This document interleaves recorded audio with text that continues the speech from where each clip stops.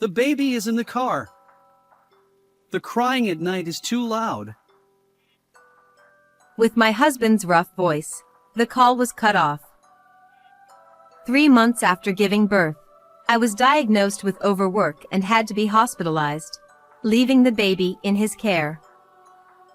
However, realizing it was an emergency, I hurriedly left the hospital. When I got home, I found my daughter limp inside the car parked in the driveway. The thermometer inside the car read 104 degrees Fahrenheit. I never thought it would come to this. In despair, I decided to take action against his irresponsibility.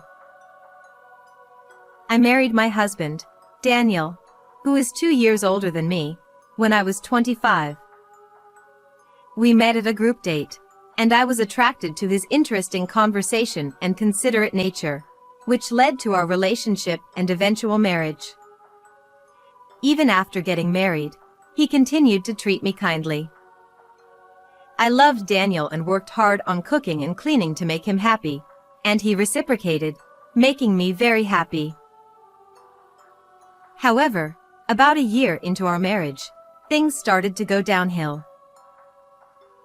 What? Dinner isn't ready again? I'm sorry. I bought some ready-made food, so could you please forgive me? I'm feeling particularly unwell today. So, you just slept all day. Even though you're off work, I'm shocked. Seeing me lying down, Daniel sighed heavily. Feeling disappointed by his attitude, I forced myself to get up and heat up the ready-made food. Around this time, I found out I was pregnant. While the news of having a child was joyful, his attitude became a problem. As my morning sickness worsened, making it difficult to do housework, Daniel started taking it out on me. Even on days when I was too nauseous to move, he would click his tongue and say, Why can't you even cook? And on weekends, he would scold me, saying, At least do some cleaning. Although I had always loved and devoted myself to Daniel, his attitude was starting to wear me down. My longtime friend Luna, who visited our home, also frowned upon hearing about the situation. She said, Since both of you work, you should share the housework. And It's unacceptable to be cold to a wife suffering from morning sickness. overall, she believed Daniel was at fault. However, I couldn't bring myself to fully embrace that idea, as I couldn't forget the kind person he used to be. Daniel's job is harder, and he's working so hard. In the end, I couldn't bring myself to speak up against him. However, it was a mistake not to have a proper discussion at that time. After safely giving birth to our daughter, Camila, Daniel's terrible attitude only worsened. Hey, the crying is so loud. If you're the mother, do something about it quickly. I'm cooking and can't leave it. Can you soothe her instead? Ha! I'm watching TV right now. If you have time to argue, get to work. That day, too, Daniel didn't respond to my request and went back to the room, grumbling. I had no choice but to stop cooking and soothe Camila, but my heart was filled with frustration. Although Daniel adored Camila, he didn't seem to want to take care of her and didn't participate in childcare at all. Moreover, when he came home, he would just laze around and didn't help with housework either. You're completely different from before we got married. I didn't think you were this incompetent. Maybe he lost his affection for me because I couldn't keep up with the housework. Daniel started to shower me with cold words every time we met and gradually stopped coming home. As a result, even though it was right after giving birth, I spent my days overwhelmed with housework and childcare. Maybe Daniel didn't love me but just wanted someone to serve him. Such thoughts filled my mind, and I gradually became more and more depressed. And as I continued to live a life full of stress, I finally reached my limit. I feel dizzy. The strain had taken its toll. One day, 3 months after Camila was born, I collapsed at a supermarket. After being taken to the hospital by ambulance and calming down a bit, the diagnosis was overwork and stress. According to the doctor, since it was right after giving birth, it would be better to be hospitalized for a while to monitor my condition. However, a concern immediately came to my mind. But what should I do about Camila while I'm hospitalized? Looking at Camila sleeping in my arms, I bit my lip. I was told I couldn't bring the baby into the hospital, and my parents lived far away, so I couldn't rely on them. I also felt hesitant to ask my best friend, Luna, for help. However, in the evening, Daniel, who was called to the hospital by the doctor, smiled brightly. Oh, come on. Just leave it to me. I always take care of Camila, so you can relax. To my astonishment, he lifted Camila from my arms with a big smile. Watching Daniel put on a good face in front of the doctor, I couldn't help but feel uneasy. After all, I had never seen Daniel participate in childcare before. However, the doctor, unaware of the situation, nodded in satisfaction and quickly sent him and Camila home. Is Daniel really taking proper care of her? Back in my hospital room, I was filled with anxiety instead of resting. In the 3 months since giving birth, I had realized how challenging it was to take care of a baby. I couldn't believe that Daniel, who had been lazy all this time, could handle such a big task. He didn't even know where the baby bottles were kept. I'm really worried. Unable to rest, I decided to call Daniel. However, he, who was supposed to be at home, didn't answer the phone. Even when I sent an email, there was no response. Maybe he's busy taking care of Camila. I suddenly remembered myself right after giving birth. Indeed, I had no time to worry about my phone and was busy taking care of the baby all day long. Thinking that Daniel might be in the same situation, I decided to wait until morning to see how things would go. But I ended up regretting this decision. The next morning, I started calling Daniel again from around 7 o'clock, but still couldn't reach him. As I spent the time anxiously, he finally answered around 10 o'clock. Daniel said, Stop calling me so many times. I'm busy here. The reliable face he showed in front of the doctor the previous day was nowhere to be seen. Daniel, who shouted irritably, made me grip my phone tightly. I'm worried about Camila. Is there anything wrong? Daniel replied, She's in the car. I put her there because her night crying was too noisy. What? Daniel continued, That's enough, right? Don't contact me anymore. and then he quickly hung up the phone. I felt the blood drain from my face as I held my phone. The temperature had been rising rapidly since early morning, and even though it was still morning, it was already extremely hot. If what Daniel said was true, Camila was left in the car in such heat. This is terrible! Unable to stay still, I found myself leaving the hospital and heading home. I knew I shouldn't, but I thought it would be too late if something happened to dear Camila. And my decision was not wrong. No way! Camila! When I arrived home and looked inside the car, there was Camilla lying limp on the back seat. The car's thermometer read 104 degrees Fahrenheit, and it was hard to believe she was okay.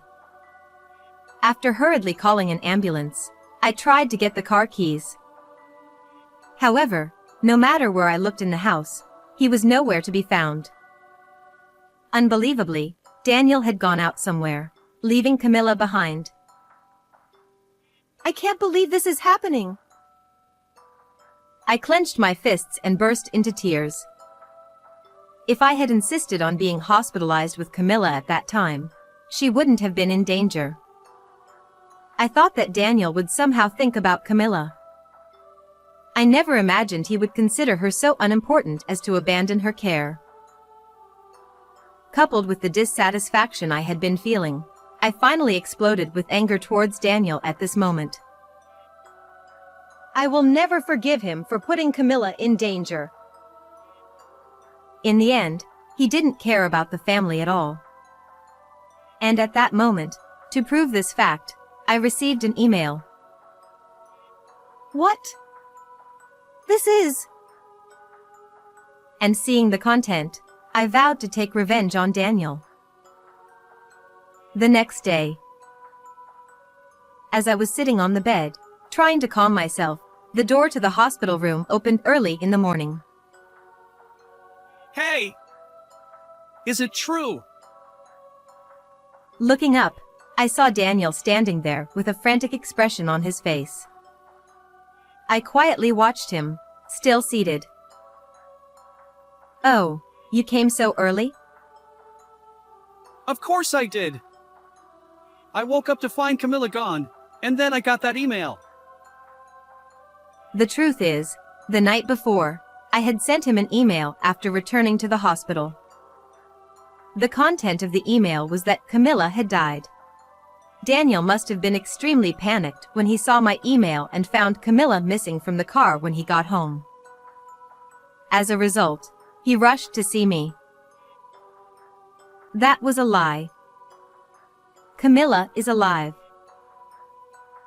When I said this casually, he gaped at me. This was because Camilla, who was thought to be lifeless, had somehow been saved by the emergency team's treatment. However, it seemed that if the report had been delayed even a little, she would not have survived. Although I caused trouble for the hospital by leaving my room without permission, it was nothing compared to saving Camilla. She is now resting in another room in this hospital. What the? So there was no need to panic. Relieved by my words, Daniel sighed in relief, but his complete relaxation only increased my irritation. While it was fortunate that Camilla was safe, this incident was not something that could be brushed off with "it's fine" because she was saved. Why on earth did you do such a thing? Staying in a car with the engine off in the summer is dangerous even for adults. Shut up! I didn't think it would turn into such a big deal. It was meant to be a lesson. Seeing that he was completely unrepentant despite Camilla's life being saved, I frowned deeply. If things continued like this, Daniel would surely endanger Camilla again and again. As her mother, I had to prevent that at all costs. And there was one more thing I needed to confirm with Daniel. During this lesson, you went out with your mistress, didn't you? I glared at him with a calm voice, and he widened his eyes in shock. What? What are you talking about? Don't play dumb. I have proof. Seeing his clearly flustered state, I took out my smartphone and showed him a picture. This.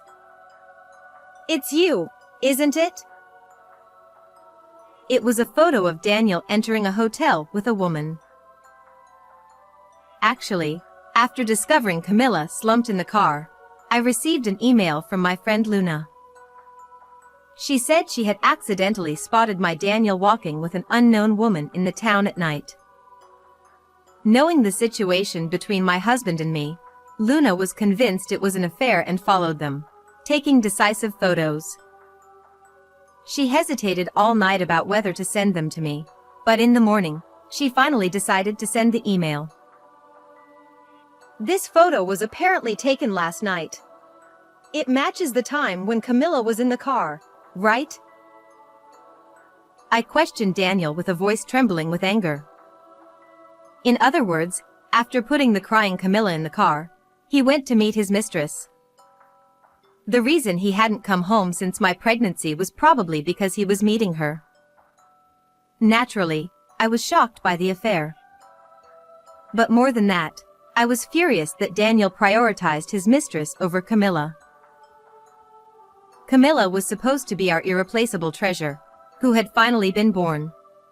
But the words Daniel said next were unbelievable. I cheated because you became useless. Instead of apologizing, Daniel turned red with rage. If you didn't want Camilla to end up like this, you shouldn't have collapsed. I don't need a useless wife. As Daniel shouted without restraint, I felt a coldness spread through my chest. It seemed Daniel had only ever thought of me as a convenient servant. If that was his attitude, I had no intention of putting up with him any longer. I will never forgive you. Do you think you can get away with almost killing my Camilla? Daniel raised his eyebrows in slight confusion at my low voice. Ha! What do you mean? The police are already involved. To arrest you. As he gasped, I smiled grimly. When I called the emergency services, the police had also arrived at the scene. I had told them everything, including how Daniel had left Camilla in the car and gone out, and how her life had been in danger. The hospital staff also joined in the complaint. So, it's only a matter of time before you're arrested. I glared at Daniel with all my pent-up anger. I had no hesitation about turning him over to the police. It was unfortunate that we couldn't build a wonderful family together, but the kind Daniel I once knew was gone. No way! Are you serious? Of course. We're getting a divorce, so stay away from me and Camilla. Finally understanding his situation, Daniel turned pale and began to apologize desperately. I apologize for everything. Please, I don't want to go to jail. I'll change. Please forgive me. But his apology didn't reach my heart at all. Even at that moment, Daniel was only apologizing to save himself. I told you, I will never forgive you. Reflect on your actions in prison. My cold words left him stunned. Seeing the changed Daniel in front of me, I pressed the nurse call button to summon the police. Later, I divorced Daniel. He was arrested for his treatment of Camilla. Considering the affair and the fact that I collapsed from stress and overwork, Daniel was ordered to pay $40,000 in alimony, more than usual. Even if he gets out of prison, he will live alone with debt. Meanwhile, after being discharged from the hospital, I returned to my parents' home with Camilla and focused on raising her for a while. Surrounded by my adorable Camilla and kind parents, I am now living a healthy life both physically and mentally. In this warm environment, I plan to think about the happiness of myself and Camilla from now on. How did you like this story? Please subscribe to the channel. See you in the next video.